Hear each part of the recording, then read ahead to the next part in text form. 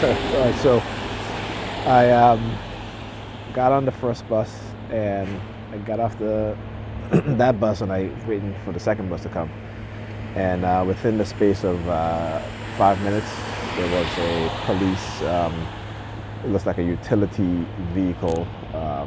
It's not your regular police vehicle, but it looks like a truck, but more like a utility, but the NYPD flashing its lights and sirens. Okay, as soon as it passes got to the intersection where I won't be able to take out my phone to record. So what they're doing is that they're waiting until they get close into the intersection, getting ready to cross, and then start turning on their sirens and driving really fast, going by, right? So in the space of a few minutes, that same vehicle already went around the block and came back and did the same thing. Okay. So again, just documenting it. I'm sorry I couldn't show you guys because again, I was just wait for the bus, checking out Facebook. I was on my Facebook page, just checking it out, and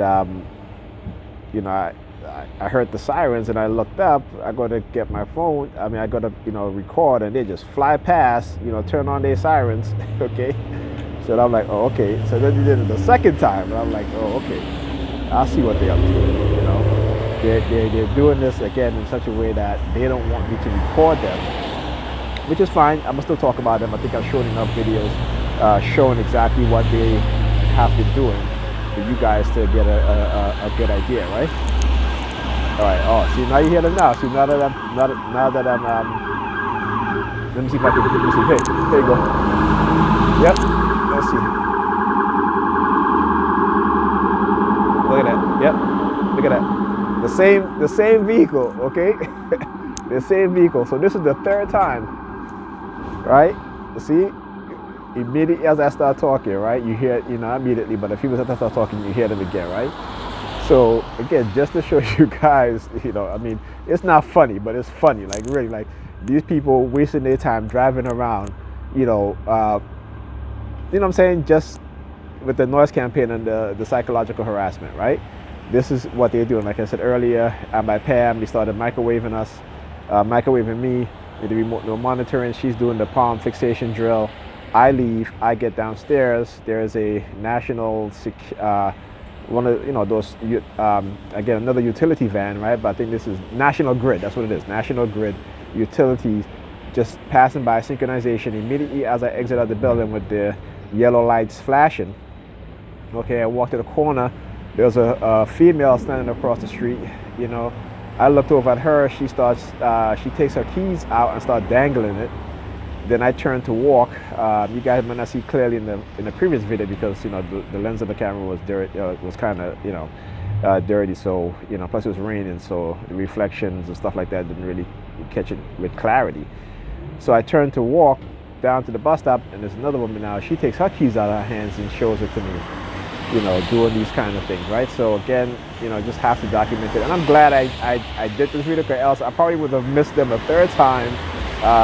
Driving past. So I'm glad I was able to show you guys, what is this doing. It's the NYPD is doing this shit, right? So we talk about coercive persuasion. We talk about, this psychological operation. That, for the past 30 plus years, the NYPD has embedded itself within the New York City Police Department, to where the New York City Police Department is now considered the baby CIA, right? So they have engaged in all sorts of unlawful tactics, unlawful not tactics, but unlawful programs, okay, to target people, and to manipulate people, and to engage in psychological operations, to engage in blackmail, engage in illegal microchipping of people, drugging, what else? It's a whole host of things, okay?